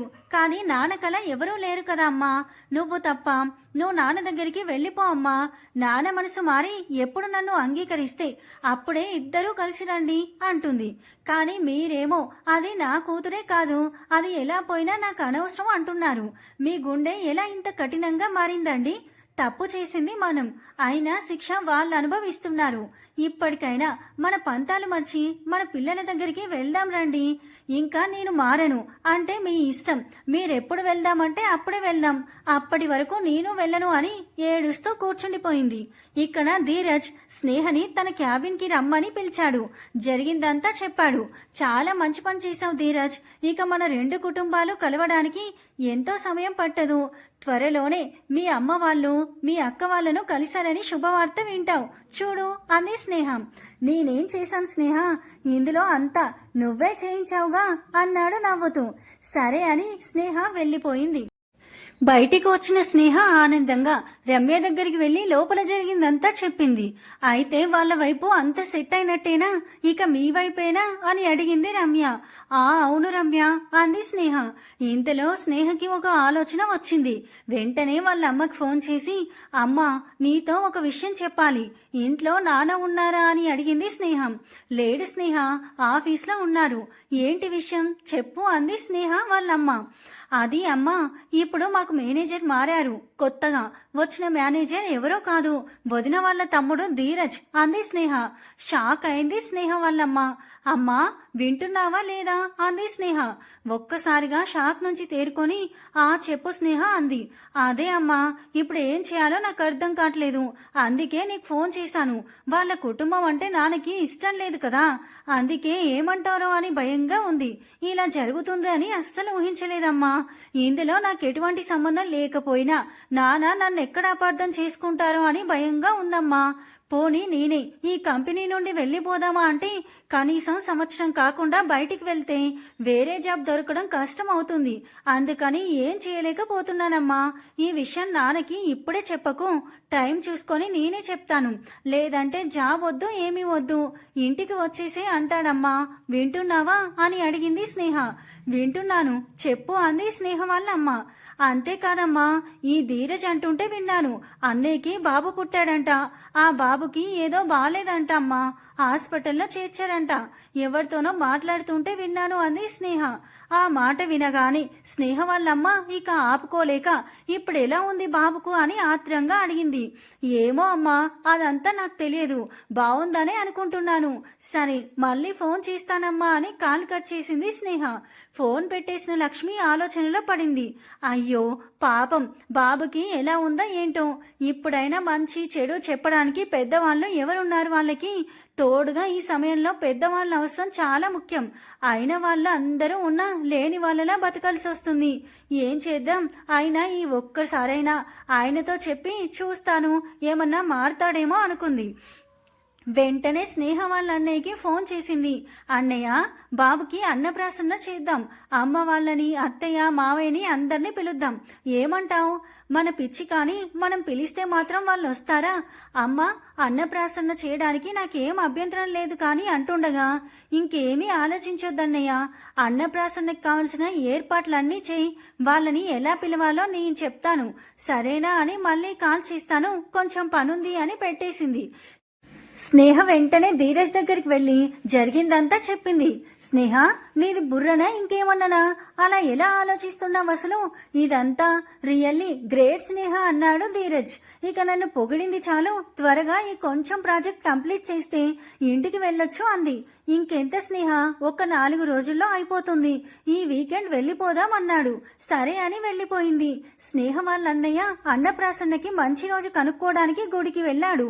అక్కడ రాముకి వాళ్ళమ్మ నాన్న కనబడతాడు. రామ్ వాళ్ళ అమ్మ వైపు చూసి ఎలా ఉన్నావు అన్నట్లు కళ్ళతోనే సైగ చేస్తాడు. వాళ్ళమ్మ కూడా బాగున్నామన్నట్లు తల ఊపుతుంది. ఇంతలో వాళ్ళ నాన్నను చూసిన రాము ఏదో మాట్లాడబోయేసరికి మొహం పక్కకు తిప్పుకొన్నాడు. వెంటనే రాము తన తండ్రి కాళ్ళ మీద పడి క్షమాపణ అడిగాడు. కానీ ఏమీ పట్టించుకోకుండా వెళ్ళిపోయాడు. మనసులో మాత్రం రాముని చూడగానే ఎంతో ఆనందం కలిగింది. ఇలా 4 రోజులు గడిచిపోతుంది. రాము స్నేహకు ఫోన్ చేసి వచ్చే ఆదివారం బాగుందన్నారు స్నేహ, అన్నప్రాసన్నకి అన్నాడు. అలాగే అన్నయ్య, ఈ వారంలో మా ప్రాజెక్ట్ అయిపోతుంది, నేను ధీరజ్ వచ్చేస్తాం, అన్ని పనులు మేమే దగ్గరుండి చేస్తాం, మీరేం భయపడొద్దు అని ఫోన్ పెట్టి పక్కకి తిరిగి చూస్తుంది ధీరజ్ వైపు. ధీరజ్ కూడా అందుకు సరే అంటాడు. వాళ్ళ ప్రాజెక్ట్ అయిపోవడంతో ఇద్దరూ బయలుదేరి వెళ్తారు. ఇంతలో వాళ్ళ అన్నయ్య వదిన స్నేహ చెప్పిన విధంగా వాళ్ళ అమ్మ వాళ్ళని పిలవడానికి ఇంటికి వెళ్లారు. డోర్ కొట్టగానే స్నేహ వాళ్ళ అమ్మ వచ్చి డోర్ తీసింది. గుమ్మం ముందు నిలబడి ఉన్న కొడుకు కోడల్ని చూసి ఎంతో ఆనందపడుతుంది. కానీ లోపలికి పిలవాలంటే భయం, తన భర్త ఏమంటాడు అని అలాగే నిలబడిపోయింది. ఇంతలో రామ్ లోపలికి రావచ్చా అమ్మా అని అడిగాడు. ఆ మాట విన్న రామ్, శ్రీనివాస్ ఎవరు మీరు, ఎందుకు వచ్చారు అని అడిగాడు. అదంతా విని బయటికి వచ్చింది అనసూయమ్మ. మనవడి మీద అప్పటి వరకున్న కోపం అంతా మర్చిపోయి కళ్ళు ఆనందంతో తడిచాయి. కానీ కొడుకు వైపు చూసి ఆగిపోయింది. రాముకి విషయం అర్థమై బయట నుండే, ఈ ఆదివారం మీ మనవడి అన్నప్రాసన్న నానా, వాడికి తాతయ్య నానమ్మ స్థానంలో మీరొచ్చి వారిని ఆశీర్వదించాలని కోరుకుంటున్నానని కార్డు గడపలో పెట్టబోయాడు. అప్పుడే ఇంట్లోకి రాబోతున్న స్నేహ ఆ కార్డ్ తను తీసుకొని లోపలికి రండి అని పిలిచింది. వద్దు అన్నట్లు కోపంగా చూశాడు శ్రీనివాస్. నానా, ఇలా బయట నిలబెట్టి మాట్లాడితే చూసేవాళ్ళు ఏమనుకుంటారు, ముందు లోపలికి పిలవండి, తర్వాత మాట్లాడదామంటూ వాళ్ళ అన్న చేయి పట్టుకొని లోపలికి తీసుకెళ్ళింది. రామ్ లోపల అడుగు పెట్టగానే గదిలోకి వెళ్ళబోయాడు శ్రీనివాస్. ఒక్క క్షణం ఆగండి నానా, మీరిలా కూర్చోండి అంది స్నేహ. వాళ్ళ నాన్న కూర్చున్న తర్వాత వాళ్ళ అన్నయ్య వదినను కూడా కూర్చోబెట్టింది. ఇప్పుడు చెప్పండి నాన్న, ఇన్నేళ్లైనా మీరు అన్నయ్యని క్షమించకపోవడానికి కారణం ఏంటి? మీకు ఇష్టం లేని పెళ్లి చేసుకున్నాడన్నది ఒకటేగా, అది కూడా ఎందుకు చేసుకున్నారో మీకు తెలుసుగా. అసలు ఎప్పుడైనా అన్నయ్య అలా ఎందుకు చేశాడో కనుక్కునే ప్రయత్నం చేశారా? అని అడిగింది స్నేహ. మౌనంగా వింటున్నాడు శ్రీనివాస్. నిశ్చితార్థం తర్వాత అమ్మాయి మాకొద్దంటే అమ్మాయికి మరలా సంబంధాలు ఎలా వస్తాయి నానా? అదే పరిస్థితి అప్పుడు వదిలేది కూడా. అందుకే ప్రేమించిన అమ్మాయి అలా బాధపడడం ఇష్టం లేక తీసుకెళ్లి పెళ్లి చేసుకున్నాడు. అంతేకాని మిమ్మల్ని బాధ పెట్టాలని ఉద్దేశమైతే కాదు నానా. ఒక్క విషయం చెప్పండి, ఇదే పరిస్థితి నాకు ఎదురైతే మీరేం చేస్తారు? పెళ్లి కాకపోయినా పర్వాలేదు, కానీ నా పరువు తీసిన ఆ ఇంటికి మాత్రం కోడలిగా పంపించను అంటారా? ఇప్పుడు వదిన వాళ్ళ నాన్న వాళ్ళు చేసింది కూడా అదే నానా. అలా పెళ్లి కాకుండా ఇంట్లోనే ఉంటే మీరు మాత్రం సంతోషంగా ఉండగలరా? జనం అనే సూటిపోటి మాటలు మీరు భరించగలరా? అదే నచ్చిన అబ్బాయికి ఇచ్చి పెళ్లి చేస్తే మీ పిల్లలు సంతోషం చూసి మీరు జరిగిందంతా మర్చిపోతారు. అంతేకాని ఎవరో ఏదో అన్నారని వాళ్ళ కోసం వీళ్ళ కోసం మన పిల్లల భవిష్యత్తు మనమే నాశనం చేసుకుంటామా నానా? మీ పిల్లలు మిమ్మల్ని బాధ పెట్టే పనులు ఎప్పుడూ చేయరునానా. ఎందుకంటే మాలో ప్రవహించేది మీ రక్తం నానా. చిన్నప్పటి నుండి మీరు నేర్పిన సంస్కారమే అన్నయ్య ఆ రోజు అలాంటి నిర్ణయం తీసుకునేలా చేసింది. దయచేసి జరిగిందంతా మర్చిపోయి మీ మనవణ్ణి ఆశీర్వదించడానికి రండి నానా అంది స్నేహ. వెంటనే వాళ్ళన్నయ్య వదిన వాళ్ళమ్మ నాన్న కాళ్ళ మీద పడి క్షమాపణ అడిగి మౌనంగా అక్కడి నుండి వెళ్లిపోయారు. ఇద్దరు అక్కడి నుంచి వాళ్ళన్నయ్య వదిన ధీరజ్ వాళ్ళ ఇంటికి వెళ్లారు. అక్కడ కూడా ధీరజ్ వాళ్ళమ్మ నాన్నలతో ముందుగానే అంతా వివరించి ఉండడం వలన ధీరజ్ వాళ్ళమ్మ అలా కూతుర్ని కళ్ళ ముందు చూసేసరికి ఆనందం పట్టలేక గట్టిగా వాటేసుకుని ఏడ్చింది. ఇద్దరిని ప్రేమగా లోపలికి రమ్మని ఆహ్వానించింది. ధీరజ్ వాళ్ళ నాన్న కూడా ఏమీ అనకుండా సైలెంట్ గా ఉండిపోయాడు. ధీరజ్ వాళ్ళ అక్క వాళ్ళ నాన్నగారి దగ్గరికి వెళ్లి వాళ్ళ నాన్న పాదాల మీద పడి నన్ను క్షమించండి నాన్న అంటూ బోరున ఏడ్చింది. అలా తన కూతురు కన్నీటి బొట్టు పాదాల మీద పడడంతో ఒక్కసారిగా చెలించిపోయాడు. వెంటనే కూతుర్ని పైకి లేపి ఆప్యాయంగా కౌగిలించుకున్నాడు. నువ్వు కాదమ్మా క్షమాపణ అడగాల్సింది, నేను మిమ్మల్ని అడగాలి. పెద్దవాళ్లమన్న అహంకారంతో మీ మనసుని అర్థం చేసుకోలేకపోయాను. మా పంతాలకు పోయామే తప్ప మీ గురించి ఆలోచించలేదు అని బాధపడ్డాడు. ధీరజ్ వాళ్ళ నాన్న అన్నప్రాసన్న రోజు రానే వచ్చేసింది. ఇంతలో రమ్య అక్కడికి చేరుకుంది. రమ్యను చూసి స్నేహ ధీరజ్ ఇద్దరు నవ్వుతూ ఎదురెళ్లి లోపలికి ఆహ్వానించారు. అసలు మీ రెండు కుటుంబాలకి పడదు అని తెలుసు, కానీ ఏమైందో చెప్పలేదు నువ్వు అని అడిగింది రమ్య. నిశ్చితార్థం టైంలో ఎవరో అమ్మాయి తరపు వాళ్ళు అబ్బాయి వాళ్ళ కంటే ఆస్తిపరులు అన్నారంట. అదీ కాక వాళ్ళ కులం వీళ్ళ కులం కంటే పెద్దది అని ఏవేవో అన్నారట. అది మనసులో పెట్టుకొని ఒకరి మీద ఒకరు అరుచుకొని నిశ్చితార్థం అంతటితో ఆపేశారు. అందుకే ఇప్పుడు ఆ రెండు కుటుంబాలు మళ్ళీ కలిస్తే ఎలా ఉంటుందో అని మా భయం అందే స్నేహ. అయినా మీ అన్నయ్య వదినని క్షమించారు కదా, ఇక వాళ్ళు కలిసిపోవడం ఎంతసేపులే అంటుండగానే రెండు కుటుంబాలు కలిసి ఒకే కారులో దిగడం చూసిన స్నేహ కళ్ళు ఆనందంతో తడిచాయి. వెంటనే అన్నయ్య వదిన ధీరజ్ అని అందరినీ పిలిచింది. అందరూ బయటికొచ్చి ఆశ్చర్యంగా చూశారు. పోనీలే, కనీసం ఇదైనా తప్పింది మనకన్నాడు నవ్వుతూ ధీరజ్ స్నేహతో. అందరూ నవ్వుతూ లోపలికొచ్చారు. రాము దంపతులని ఆప్యాయంగా గుండెలకు హత్తుకొని ఆశీర్వదించారు. ఉయ్యాలలో ఉన్న మనవణ్ణి చూసి మురిసిపోయారు. అందరూ నవ్వుతూ అనుకున్న దానికన్నా ఎక్కువ సంతోషంగా అన్నప్రాసన్న ముగించారు. అందరూ భోజనం చేసి వచ్చిన బంధువులందరికీ తాంబూలాది సత్కారాలను అందజేసి ఒక చోట కూర్చున్నారు. నెక్స్ట్ ఇక మీరే, ఇంతకు మీ పెళ్ళెప్పుడు అన్నాడు రాము నవ్వుతూ. సడన్ గా రాము అలా అడగడంతో షాక్ అయిన స్నేహ ధీరజ్ ఒకరి వైపు ఒకరు చూసుకున్నారు. ఇంతలో స్నేహ వాళ్ళ నాన్న కలగజేసుకొని ఏంటి మీ ఇద్దరు ఒకరికొకరు ముందే తెలుసా అని అడిగాడు ఆశ్చర్యంగా. లేదు మామయ్య గారు, మా పెళ్లిలో కలిసారంతే. తరువాత ఇప్పుడు స్నేహ కంపెనీలో కొత్తగా వచ్చిన మేనేజర్ ధీరజ్. అప్పటి నుంచి మొదలైన వీళ్ళ ప్రేమ ఇదిగో ఇప్పుడు ఇలా మీ ముందు ఉంది అంది స్నేహ వాళ్ళ వదిన స్నేహ ధీరజ్ల వైపు చూస్తూ. ఇదంతా మాకెలా తెలుసు అనుకుంటున్నారా అని అడిగాడు రాము. అవును అన్నట్టు తలాడించారు ఇద్దరు. మాది కూడా ప్రేమ వివాహం అని మర్చిపోయినట్లున్నారు. మాకు తెలియదా ఎవరెవరు ప్రేమించుకుంటున్నారు అని? అది మీ కళ్ళల్లోకి చూస్తేనే తెలిసిపోతుంది ఎవరికైనా అన్నాడు రాము నవ్వుతూ. కానీ మేమే ఇంకా ఒకరికొకరికి చెప్పుకోలేదు. మాకన్నా ముందు మీకే తెలిసిపోయింది అని నవ్వాడు ధీరజ్. సరే అయితే ఇంకా ఆలస్యం ఎందుకు, వాళ్ళ పెళ్లికి కూడా ముహూర్తం పెట్టించేద్దాం, ఏమంటావమ్మా అంటూ తల్లి వైపు చూశాడు శ్రీనివాస్. ఇందులో నేననేది ఏముంది, కళ్యాణం వచ్చినా కక్కొచ్చినా ఆగదు అని ఊరికే అన్నారా పెద్దలు. అలాగే కానివ్వండి. మన అమ్మాయితో వేగడం అంత సామాన్యమైన విషయమా? అబ్బాయి మనసు మారకముందే ఆ పనేదో కానివ్వండి అంది నవ్వుతూ బామ్మ. బామ్మ నిన్ను అంది స్నేహ నవ్వుతూ. అందరూ నవ్వుకున్నారు. ఇంతకీ మీరేమంటారు బావగారు అంటూ ధీరజ్ వాళ్ళ నాన్న వైపు చూశాడు శ్రీనివాస్. నవ్వుతూ అలాగే కానిద్దాం బావగారు అని అంగీకరించాడు. స్నేహ సిగ్గుపడుతూ లోపలికి వెళ్ళిపోయింది. అతి తొందరలోనే ధీరజ్ మరియు స్నేహల వివాహం కూడా అంగరంగ వైభవంగా జరిగిపోయింది. సమాప్తం.